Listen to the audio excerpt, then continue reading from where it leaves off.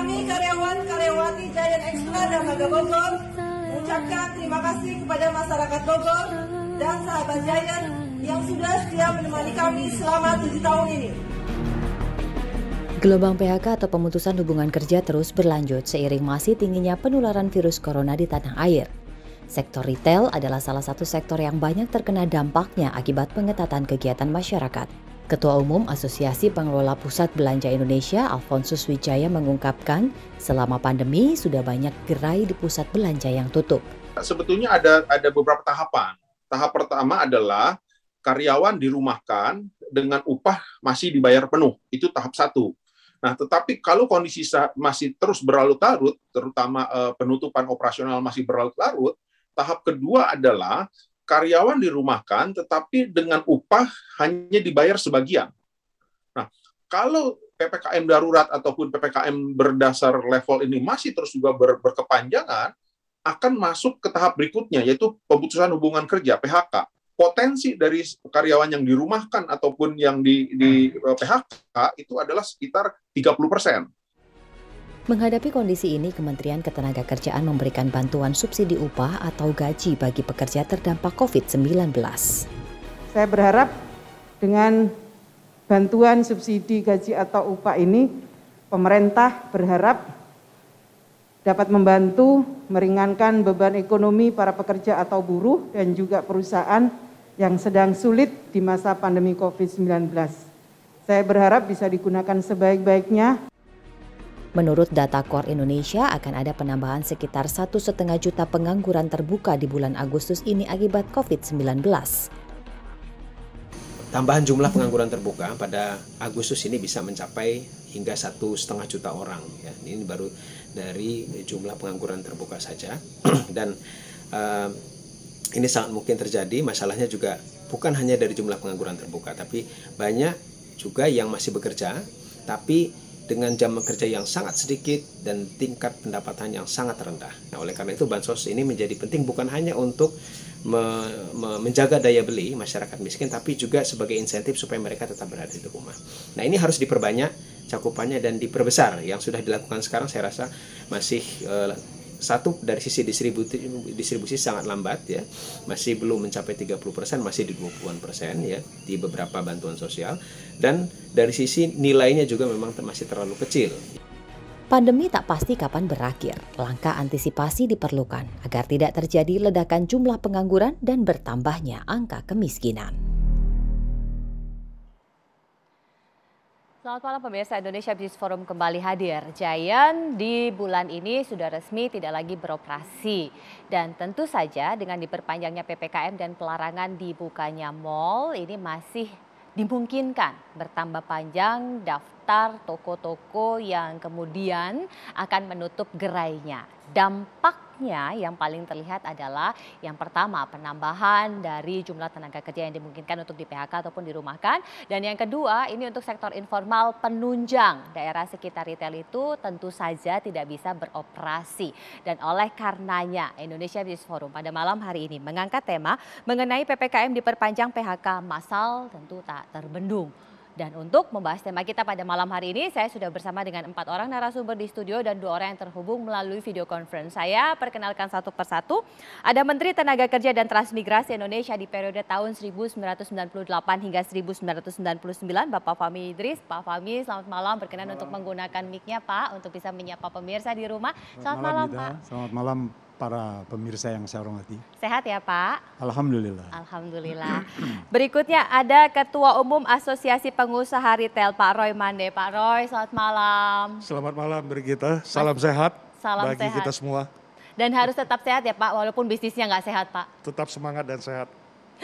Dan bersama saya di sebelah saya ini ada korban PHK, Mbak Indri Firya Dharma. Mbak Indri, selamat malam. Selamat malam. Sehat Mbak? Sehat, Tuhan. Walaupun lagi sedih ya Mbak? Karena sama suaminya juga konon kabarnya di PHK juga ya, dua-duanya. Iya, betul. Dan terhubung melalui video conference saya sapa satu persatu. Ada staf khusus Menteri Ketenagakerjaan, Mbak Dita Indasari. Mbak Dita, selamat malam.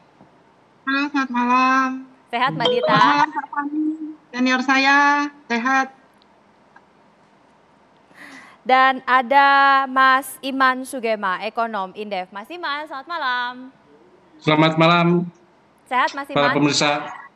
Alhamdulillah sehat. Harus terus sehat ya Mas? Selalu sehat, insya Allah. Walaupun ekonominya terus terkontraksi. Saya ke Mbak Indri. Mbak Indri, benar baru di PHK ya? Iya, betul. Baru berapa lama di PHK Mbak? Udah 1 bulan sih. 1 bulan ya? Sebelumnya kerja di mana? Di perusahaan retail. Itu dalam beberapa waktu PPKM ini sebelumnya sempat masuk kerja? Dari mulai PSBB sampai kemudian PPKM yang terakhir? Iya, sempat kerja. Masih sempat kerja? Iya. Waktu itu penjualannya baik toko?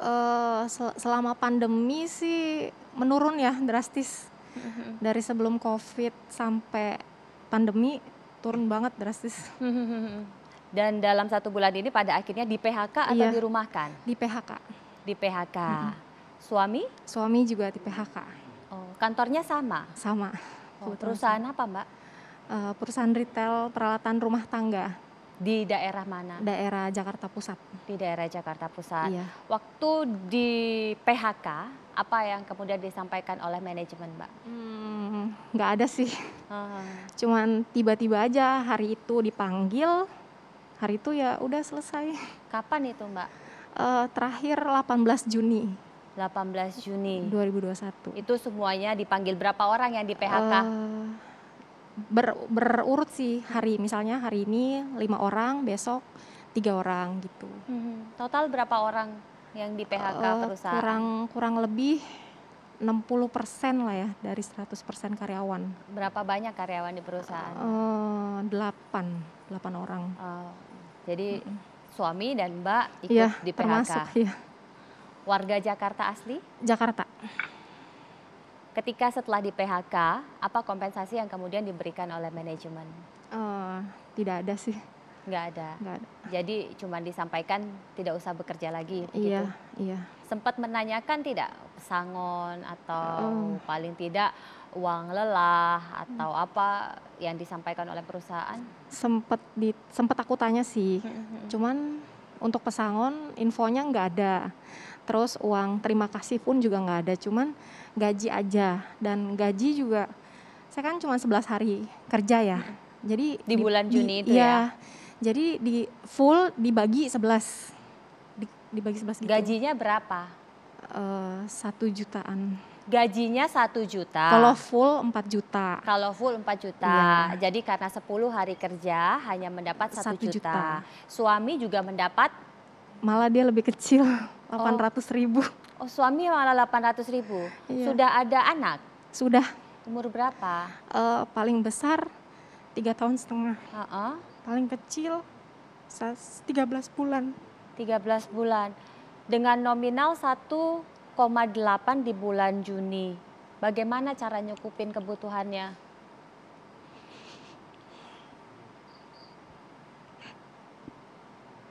Dari gaji itu saya buat modal. Modal buat Pampers. Jadi saya kan tinggal di Rusun ya. Di Rusun mana? Rusunawa, Penggilingan. Di situ banyak anak kecil. Nah, aku pikir kita jual apa gitu buat kedepannya. Ya udah Pampers aja lah. Belum ada sih yang jual. Akhirnya aku semuanya alokasiin buat modal Pampers. Tapi penjualan bagus? Puji Tuhan sih, setiap hari sih ada. Cuman ya untuk hari itu aja cukup gitu. Sekarang kan bulan Juli tentu pemasukan hanya dari penjualan Pampers. Dapat berapa dalam sehari? Sehari itu kadang sih nggak cukup ya. Keuntungan profitnya itu cuman 15-20 ribu aja. Tapi kadang kalau nggak cukup, saya pakai modal itu. Ya terus muter gitu aja sih. Gitu. Itu Rusunawa kontrak? Udah 2 tahun ini sih, selama pandemi pemerintah kasih gratis. Alhamdulillah ya. Ya puji Tuhan. Tapi untuk makan masih dapat bantuan? Masih. Apa aja yang didapat sama Mbak Indri dan keluarga? Makan ya dari pemerintah ya, bansos. sembako, terus sama bantuan tunai. Bantuan tunai Iya, dan cuman sudah diterima. Sudah. 600.000 Iya, itu ya? sudah. Cukup. Harus cukup sih. Harus cukup. Sekarang suami kerjanya apa? Suami belum kerja, cuman dia suka servis motor. Jadi kalau ada yang mau servis motor dia bisa gitu.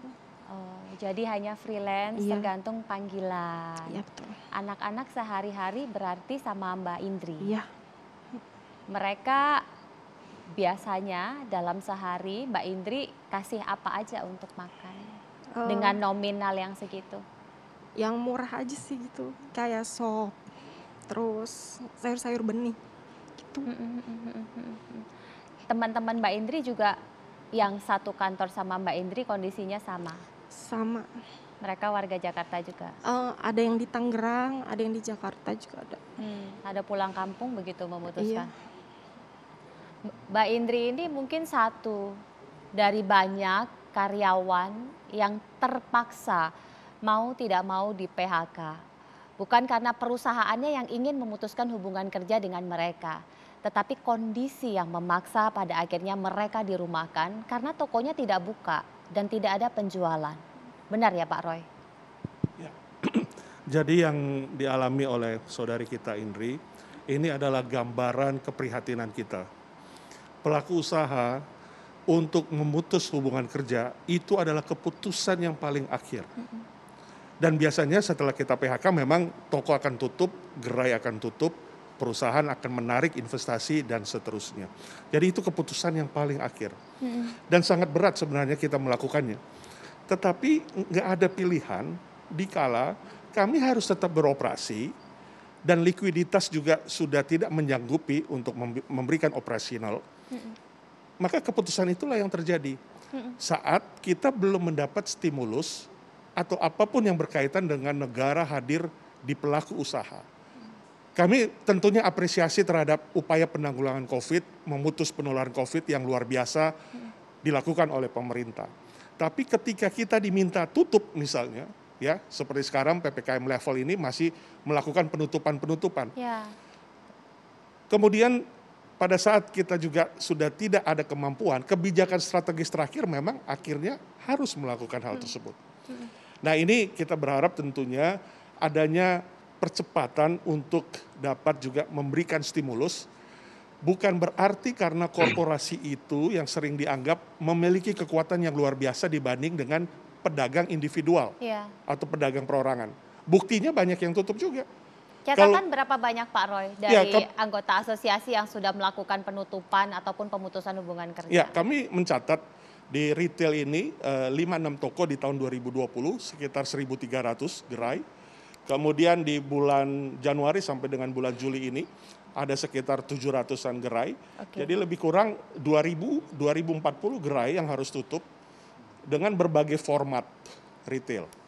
Ya, ada di situ minimarket, ada di sana supermarket, ada di sana hypermarket, ada di sana department store atau tenant di mall, dan juga ada wholesaler atau grosir.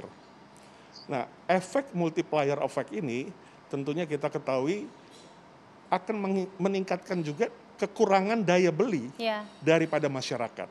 Dan berujung lagi kepada konsumsi, akhirnya juga konsumsi di pasar swalayan juga akan terimbas.